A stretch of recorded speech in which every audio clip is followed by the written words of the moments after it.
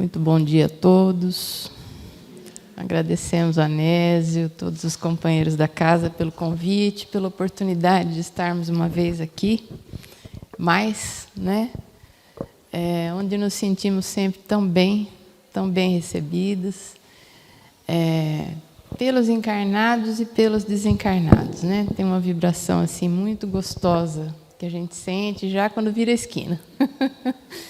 Bom, domingão de Páscoa, domingo ensolarado, né? Vamos falar do quê? De Páscoa? Não exatamente, porque a Páscoa é uma comemoração cristã católica. Por mais respeito que tenhamos a todos os nossos irmãos, vamos falar de algo que diz respeito mais a nós, espíritas.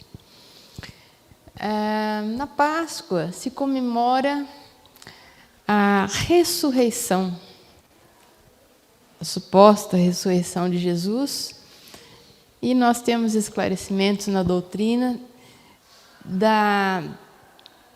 do entendimento da época, né, acerca da ressurreição, que não condiz muito nem com os conhecimentos da ciência, que é algo improvável. Enfim.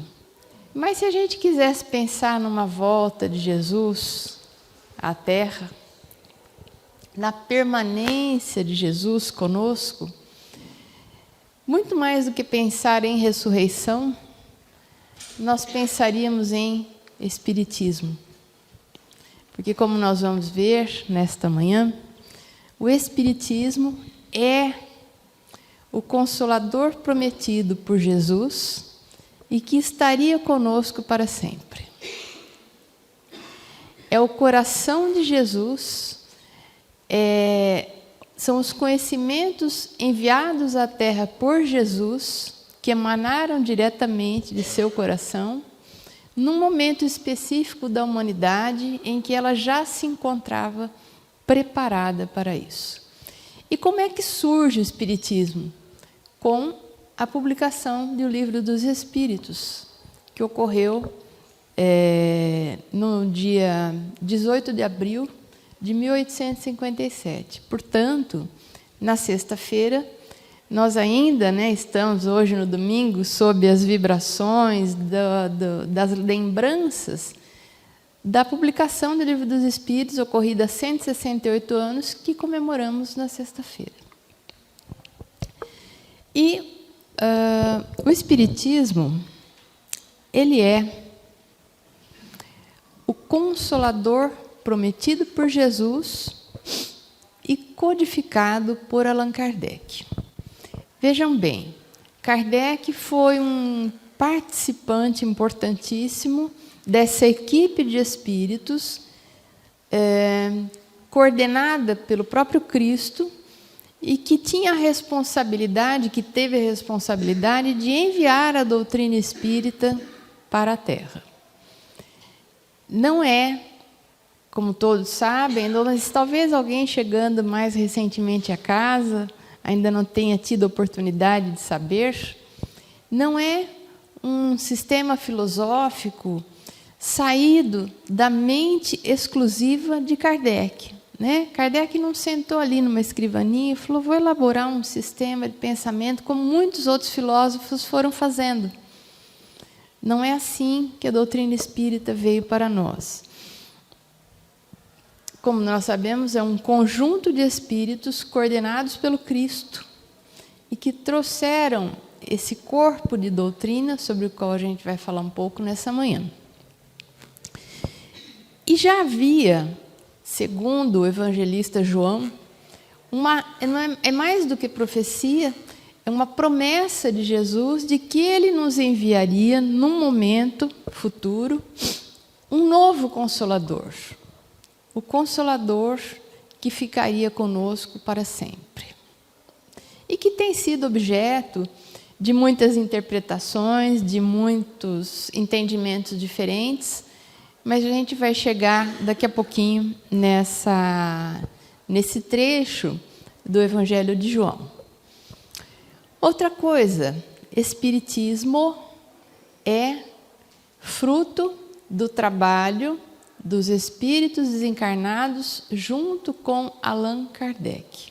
Por isso que, às vezes, inclusive, de forma redundante, mas para marcar exatamente, delimitar o que se pretende dizer com o espiritismo, é que se usa a expressão espiritismo kardecista. Na verdade, se usa mais fora do espiritismo essa expressão, né?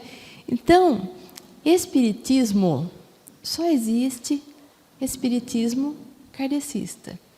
Kardec, quando começou a perceber que aquele conjunto de informações dos espíritos compunha um conjunto que ele poderia considerar uma filosofia, era um conjunto de ensinamentos que serviria para esclarecer toda a humanidade, como ele assim coloca,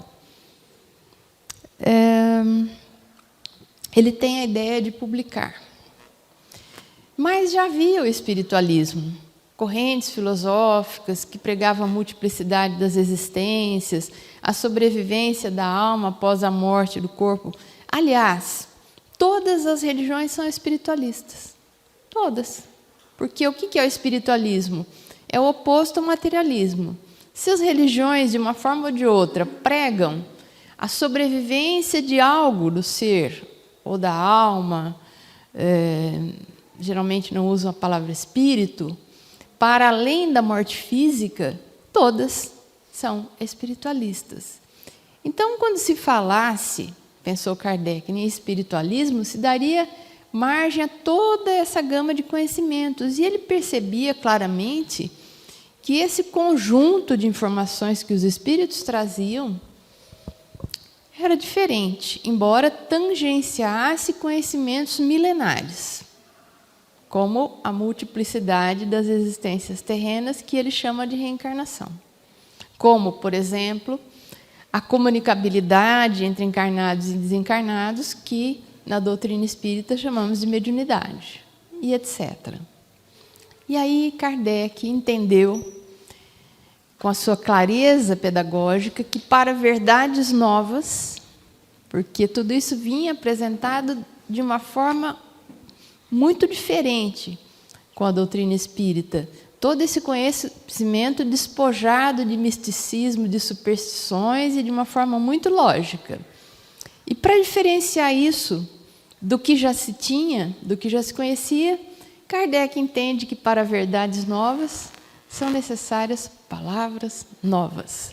E aí surge no horizonte da humanidade o termo espiritismo, que não existia antes de 18 de abril de 1857.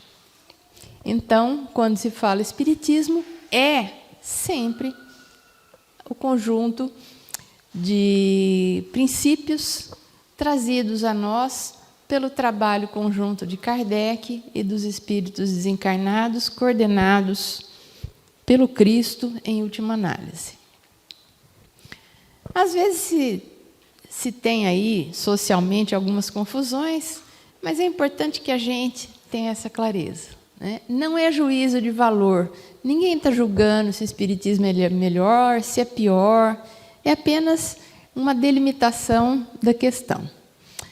E vejam, lá no Evangelho de João, capítulo 14, versículos de 15 a 17, nós temos essa pérola, essa maravilha, em que Jesus promete aos homens o envio de um novo Consolador. Se vós me amais, guardai meus mandamentos, e eu pedirei a meu Pai, e Ele vos enviará um outro Consolador, a fim de que permaneça eternamente convosco. O Espírito de verdade, que o mundo não pode receber, porque não o vê e não o conhece. Mas, quanto a vós, conhecê-lo-eis, porque permanecerá convosco e estará em vós. A gente vê claramente que Jesus aqui está se referindo à humanidade e ao futuro da humanidade. Então, quando ele fala permanecerá convosco e estará em vós, é como se ele estivesse falando para nós agora, né? Não foi uma fala restrita a uma época. E um novo Consolador, que o mundo não poderia receber naquele momento, porque não o vê e não o conhece, não poderia ser, como muitos interpretam, o evento do Pentecostes, porque Jesus tinha acabado de desencarnar. É algo para muito mais além, quando a humanidade estivesse preparada intelectualmente para receber uma nova parcela das verdades espirituais. Não seria dali a alguns dias, dali a alguns meses. E por que Jesus coloca que permanecerá entre vós e estará eternamente convosco? Porque representa uma verdade imanente, uma verdade natural, que rege as nossas vidas de espíritos imortais e reencarnantes. Mas naquele momento o mundo não poderia receber, porque não o vê e não o conhece. Como assim? Se o Espiritismo tivesse vindo alguns meses ou logo depois, digamos assim, da desencarnação de Jesus, teria se perdido. Teria se perdido porque era necessário que o tempo passasse. Era necessário um desenvolvimento intelectual da humanidade, um desenvolvimento filosófico, um desenvolvimento científico, para que nós pudéssemos entender algumas coisas que a doutrina ensina, como, por exemplo, o conteúdo sobre fluidos, perispírito, reencarnação, a ligação entre a matéria e o espírito. Jesus falou sobre isso, mas falou e deixou ali e não entrou muito em detalhes. Onde? Em alguns pontos, mas especialmente no diálogo que ele teve com Nicodemos. E aí ele começou a querer dizer alguma coisa, e Nicodemos, mas como nascer de novo? Pode um homem já adulto voltar a entrar no ventre de sua mãe? Mostrando que, aquele tempo, realmente, a humanidade não poderia receber e não podia ver certas realidades que hoje, decorrido um tempo, já é possível. Então, quando a gente lê André Luiz, quando a gente lê Missionários da Luz, Reencarnação de Segismundo, a gente consegue entender, porque a gente tem avanço biológico, avanço no campo das ciências biológicas, de todas as ciências, que nos permitam entender como é que se dão essas ligações entre perispírito e célulazinha que acaba de se formar no corpo da mãe, que depois vai dar origem ao futuro ser, num processo chamado embriogênese, que à época não se conhecia. Por isso que o Nicodemos ficou impactado. Como que pode um homem de novo nascer? Vai voltar ao ventre de sua mãe? E Jesus, entendendo que não dava para prosseguir os esclarecimentos, conhecimentos que ele tinha de sobra, ele segue a conversa, né, e vai mudando o rumo da prosa, como se diz, né, porque está ali, está dito, mas não dava para desenvolver a ideia.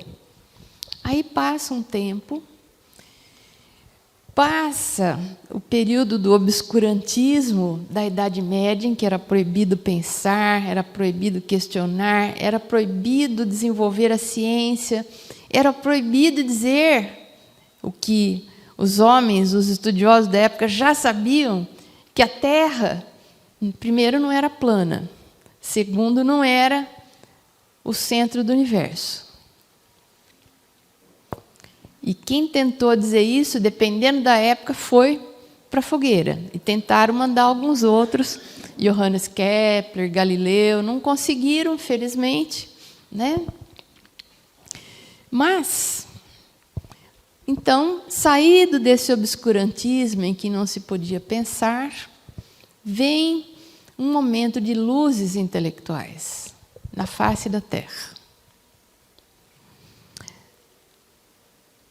Então, o Espiritismo, ele vem a partir do estabelecimento de um panorama histórico e cultural muito específico, em que nós tínhamos um terreno intelectual preparado para a vinda da doutrina espírita, que é um projeto de Jesus, meticulosamente organizado, como todo projeto, né, promovido, feito por um espírito superior. O planejamento foi exato. E dentro do planejamento de Jesus para trazimento do espiritismo até nós, havia necessidade de uma preparação inicial que se deu por um movimento de pensamento, um movimento filosófico e que iluminou todas as áreas do conhecimento humano e tem impactos ainda hoje sobre nós, que foi o iluminismo. Iluminismo e espiritismo, a gente pode dizer que estão intimamente ligados e que os iluministas foram missionários que prepararam o terreno para a vinda da doutrina espírita sem nem imaginarem nada disso. Aliás, muitas vezes os grandes missionários da Terra que vieram para um grande trabalho, muitas vezes obedecendo uma determinação superior, nem sempre souberam disso. Simplesmente realizaram seu trabalho, espalharam as luzes de seu pensamento e de sua ciência, muitas vezes nem imaginavam que faziam parte de uma engrenagem maior, de um projeto superior, visando trazer um avanço em alguns campos importantes para a humanidade encarnada. Interessante, né? Então, o Espiritismo foi isso.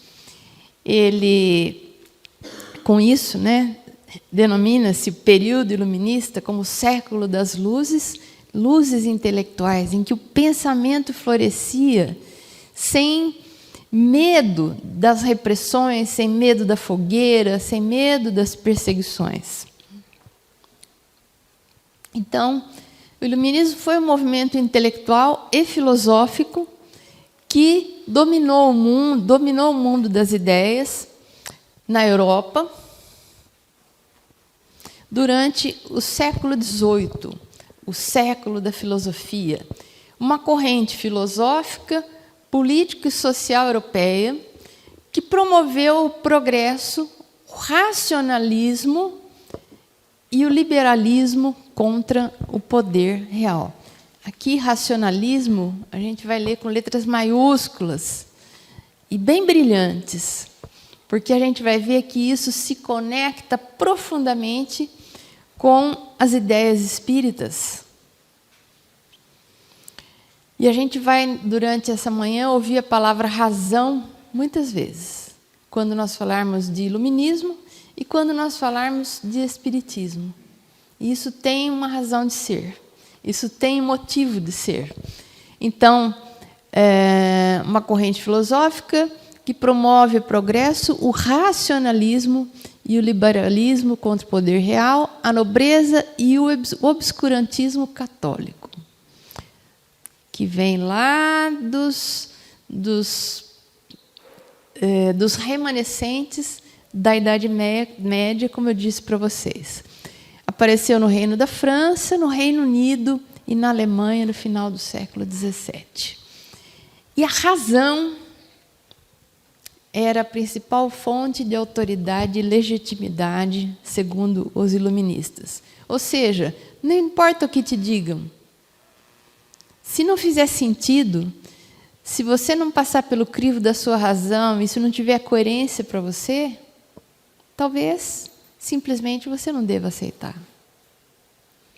Ah, mas você tem que acreditar em tal coisa. Por quê? Se nos parece uma tolice, eventualmente, por quê? Era mais ou menos essa a ideia da liberdade intelectual de pensar, discordar, questionar e submeter tudo ao crivo da razão. Coisa que não podia. Na Idade Média, quem se levantasse para questionar alguma coisa, como? Você não está acreditando nessas verdades estabelecidas pela igreja, porque a igreja se confundia, a religião se confundia com o poder? Não, eu estou só perguntando. Não, meu filho, não pode. E não podia. Então vem o iluminismo falar que pode e que deve questionar, usar a razão, sair daquela tutelagem intelectual e usar cada um a sua razão. Hoje, isso parece óbvio, né? Imagina, se alguém me disser alguma coisa para mim for uma bobagem, eu vou repensar aquilo, vou questionar. Talvez eu respeite a opinião da pessoa, mas não necessariamente vou achar que é uma verdade. Não era assim. Principalmente coisas ditas por supostas autoridades religiosas, por exemplo. Porque se eu disser uma grande bobagem aqui, ninguém precisa concordar. Ou mesmo que eu disser uma grande verdade aqui, que não venha de mim, mas da própria doutrina, também ninguém precisa concordar. Não concordo com isso, até fui lá, assisti umas palestras, mas não concordei. Não encaixa o espiritismo comigo. Está tudo bem. Não precisa concordar. Ninguém está aqui para violentar a consciência de ninguém e para impor nada. Mas não era assim. Os ideais do iluminismo: liberdade, progresso, fraternidade, governo constitucional, que até hoje é um valor e que continue sendo, né? Separação entre igreja e Estado, porque até então era tudo misturado. Poder com religião, isso aí não dá certo, né? Religião tem seu âmbito de realizações, de trabalho, política também. Não dá para misturar as coisas. Sempre que mistura, a gente vê confusão. Uma coisa é uma coisa, outra coisa é outra coisa. Isso é óbvio hoje para nós. Mas não era assim. Quando a igreja se misturava com o Estado e as decisões políticas eram pautadas por vieses religiosos, isso é muito complicado. Porque isso não permite que se tenha decisões universais e que atendam às necessidades de uma coletividade como um todo. Se você tem um viés religioso interferindo numa decisão, você deixará alguns de fora. Então, isso era novo à época. Segundo os iluministas, cada pessoa deveria pensar por si própria. Olha que bênção, né? E não deixar-se levar por outras ideologias que eram forçadas a seguir, apesar de não concordarem com elas. Pregavam uma sociedade livre, com possibilidades de transição de classes e mais oportunidades iguais para todos. Ainda lutamos por isso. É o ideal iluminista, mas que ilumina nossos dias. Immanuel Kant, um expoente da filosofia da época, um expoente iluminista, definiu o iluminismo assim: o iluminismo é a saída do ser humano do estado de não emancipação em que ele próprio se colocou. Não emancipação é a incapacidade de fazer uso da sua razão sem recorrer a outros. Tem-se culpa da própria não emancipação quando ela não advém da falta da razão, mas da falta de decisão e coragem de usar a razão sem as instruções de outrem.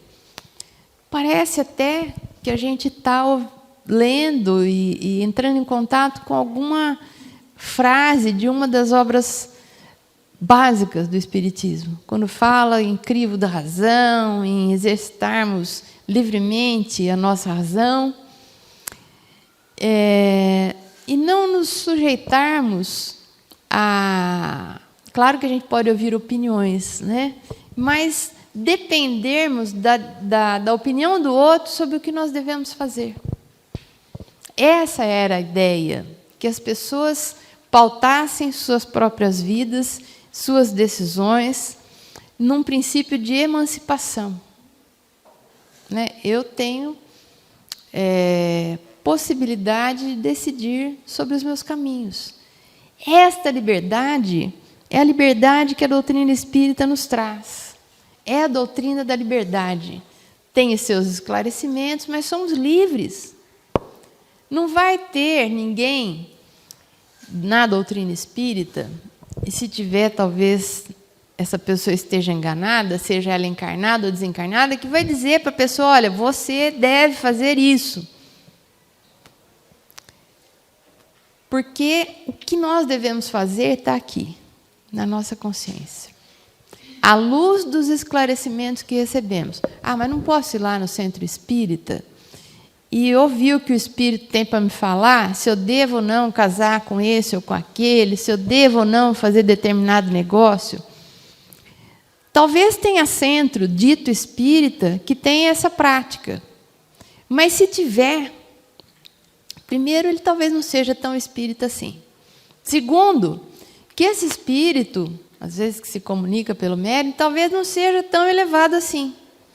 Porque espíritos elevados entendem isso, que o nosso livre-arbítrio é nosso.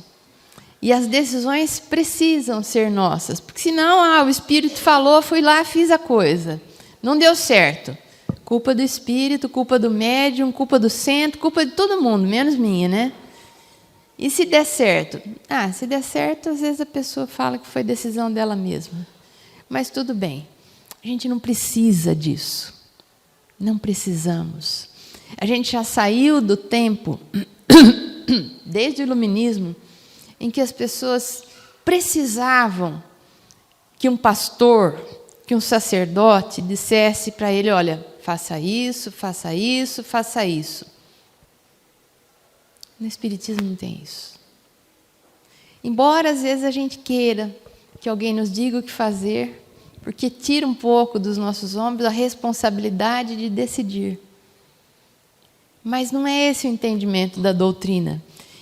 Por que eu estou falando isso no momento em que eu falo do iluminismo? Porque o iluminismo é também uma parcela dessa verdade existencial que emana do coração de Jesus. E depois vem a doutrina que se conecta perfeitamente com muitos princípios iluministas. Kardec, inclusive, na sua formação intelectual, bebeu diretamente das fontes iluministas, especialmente do fruto do trabalho do filósofo Rousseau, que influenciou profundamente o educador Pestalozzi, que foi o educador que formou a identidade pedagógica de Allan Kardec. Percebem? Como o iluminismo foi se misturando com o espiritismo e foi uma cama intelectual para a vinda do espiritismo. Então, como é que podia ter espiritismo logo depois que Jesus tivesse partido da Terra? Não dava. Precisava todo um desenvolvimento e um terreno intelectual preparado para isso. E um dos lemas dos iluministas é ouse saber, que é o que a gente usa na casa espírita, não exatamente assim, né? Mas quando vem alguém cheio de dificuldades, de problemas, de conflitos, não sei aqui, talvez a mesma coisa. Lá no Consolador, ele é convidado a fazer duas coisas. Se é identificada uma necessidade, olha, comece um tratamento e se matricule num curso. Porque, junto com o socorro inicial, a pessoa precisa começar a entender a vida dela como encarnado. E, às vezes, a pessoa,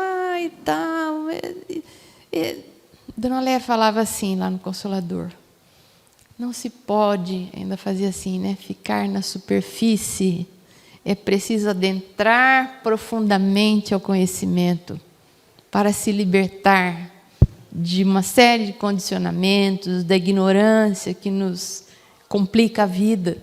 É isso aqui, ó. Ouse saber. Ouse saber.